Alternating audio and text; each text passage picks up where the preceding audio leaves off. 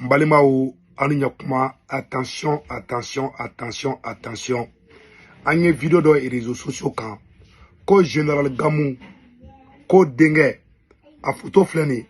Oui, général Gamou Dengue, ou yo de bo, ko kumana, ko avec a kumakan do fo, ko ni ala sonama, ko be Mali défend. Général Gamou Dengue, abe Mali armée la, neba, ne subutungara, neba kalama. Ne na général Gamou Dengue, ne na photo chamambe, mais ne ma son abla réseau quand. Aye Gamou ka famille aya protéger. Parce que Gamou ye Touaregi de. Gamou somoro ou be Mali fait. Gamou ka kabla ou be Mali fait. Bon, aw be ka propagande vidéo munu bla ko Gamou Dengue bora akumana. Aw te ka communication nyuman kere mbo fanyana bide. Aw be ka Gamou ka famille de exposé. Aw kana Gamou ka famille ra réseaux sociaux kan. Parce que Mali encerclé non ni terreau yi. Nama kolosi abe Gamou ka famille bla en danger. Aye a ke ala kama. Aye ka propagande ou ke. Aye Gamou protéger, aka ka famille protéger. Gamou somogo bade ni me Mali surasiya la. Gamou dengelete surasiya la de. Gamou de chama de me Mali surasiya la. Ana neve ou. A ke ala kama bita kofe. Aka na Gamou de kungolo bla raison ka ble. Parce que na ma dabla. Djougou de la ka tentative do ke Gamouna. Mena tla ka ndado la. Muna mbe ka fonga ka dabla. Anga jefala nga video na jefolo. Donc les damadamani ambe ko na wo yala re kama. Wala la sono. Ambe no malde bela jele ko. Be ko makano. Amici là c'est Malien de vraiment. C'est ça. Du coup on veut Mali là on veut. Utega armée que les Utega mo que la population drone que il y a 3 jours ou 4 jours amega minuto. Wa alisa on va donc Malien de la ou la transition de uga kama udani ambega barage anga dugu sécurité.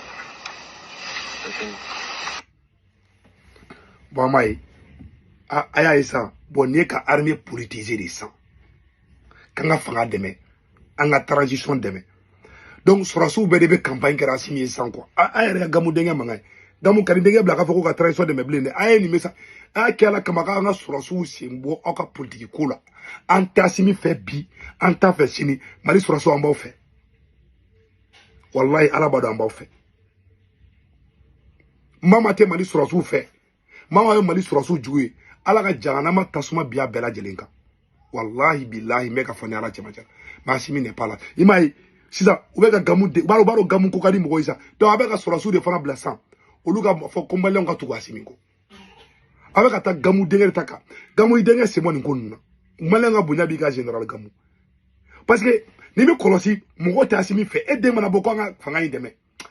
Amain quoi, c'est pas bon quoi. Kana songa doni jenna. Nyene kanare kelna shodi agi. O petini te moko klula me. Shodi agi ni moko folo mi dona réseaux sociaux ka ne seko tungaradu. Abado ne bado. Moko folo mi Mali activiste be. Moko mi Gamou photo ta ka bla. Ko ka Gamou deme, ko ka Gatsia deme. Ne seko tungarada ke réseaux sociaux be. Ali chini ne be Gamou fait. Ali chini ne be Mali armée fait. Ali chini ne be Gatsia moko fait. Meneta asimi godila. Ma bana awa ay Gamou ka famille sembo ka politique ko la bon iyaye ni ay mo ko chama be ba Mali armée bi ou be ka armée politisée de 600 bon ni jamana kera ka sorasi be bon ni campagne de ay Gamou Dengue la bon ako kanga Mali deme kanga transition deme na ko ga Mali sorasu deme maban Malien ay wula ka Mali sorasu deme problème tala mais Malien ay wula ka aka fanga deme o campagne de o politique di Gamou kana so idenga nyogona kebli ikukadine ko jugu Gamou kana doni jela de anta simi fait bi anta fait chini mais alaba don Gamou ikukadine ne se ko tungara me ko kidal minana domina ne jorla mo ko from na Gamou di Malien be Malien den kele min bora ka Gamou yira jena ka marsi ke Amérique kono ka marsi ke ka Gamou soutenir ka Gatsia soutenir ne Segu Tunkara de don.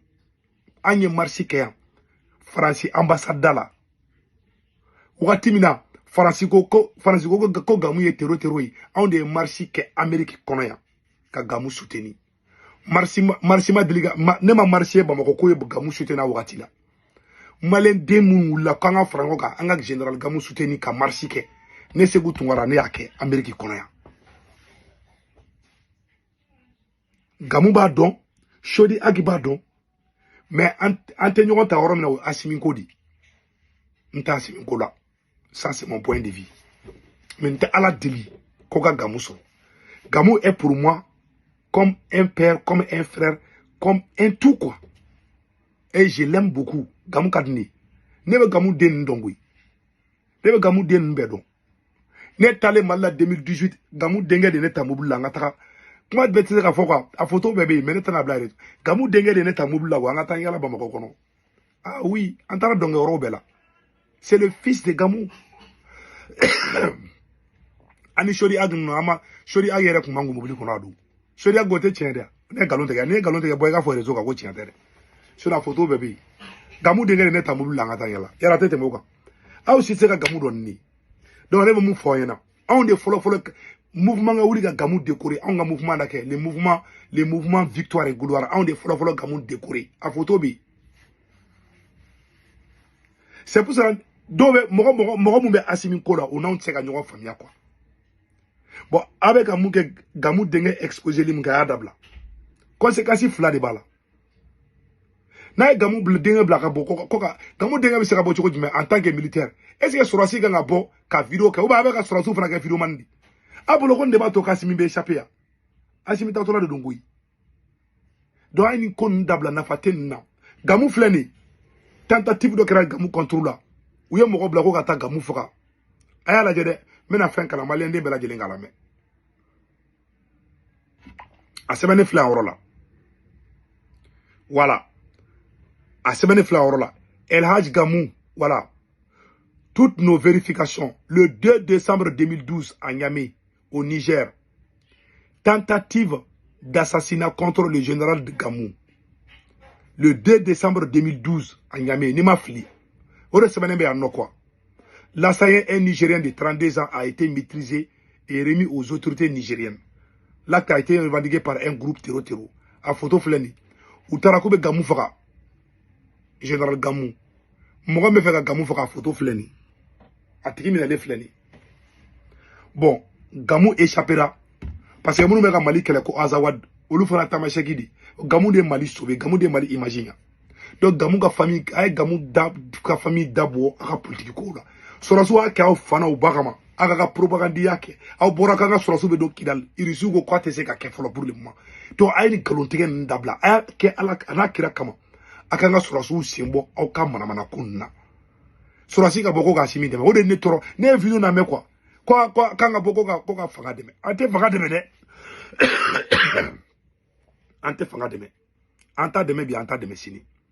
Voilà. Ante fanga deme bi anta deme sini. Angene be Sorasiw fait. Voilà. Fanga ma Sorasiw deme. Na Assimi ke Sorasi million clé recrutement ke. Maloya mi an sura kuntan soro. Ni aye bi. Nunu me gata kidal parce que jamali dana. Ni Mali kele me gata kam pele baw jo fan be. Sorasi million kelen kume Mali bolo. Ali mo ni kunte do Mali kono kante ba kalama. Ni aye terror be taka woro la parce que jama ma chadi. Le Mali n'a pas fait assez d'effectifs. Kataka wa Mali war do sunguru bawla. Katla tuguni iga fanga menacele. Ka video manu blo mi bo. Ki beta Sorasiw de fana bloquer campagne qui ça passe pas. Ma foi général Gamu ne ka famille protégée. Billahi ka famille protégée. Iki ka famille c'est moi Nicolas. Parce que ni Assimi gena domina, mogo bora ka Assimi soutenir, ils vont avoir des problèmes. Général Gamu et régime fait temena a beyi bonya. Sanogo ka coup d'état kera général Gamu anga bonya bika. Ibeka nana ibonyana. Et régime fait temena beka bonya bika. Ni nora Assimi ka gloki bala. Na Assimi bina ibe mangoya soro Mali kono. Ibe mangoya kali wulumsoni bobi. Général Gamu ni bi korosi ni ka dema be mangoya soro Mali kono. Abe jo ali wulumsoni bobi tai. Et c'est bon, Assimi défend encore la kangarda Chody Agi. Mon petit frère Chody Agi. N'y kangarda. Ni ba Assimi dema kanata do Bourdialou la. ale fana kun commencera ka do sugal dɔgɔya ni fɛnw na n ye kangarida ye donc ne ka conseil ka fɔ a ɲɛna mun bɛ ne bolo o de kun don wa assalamu alaikum warahmatullahi wabarakatuh.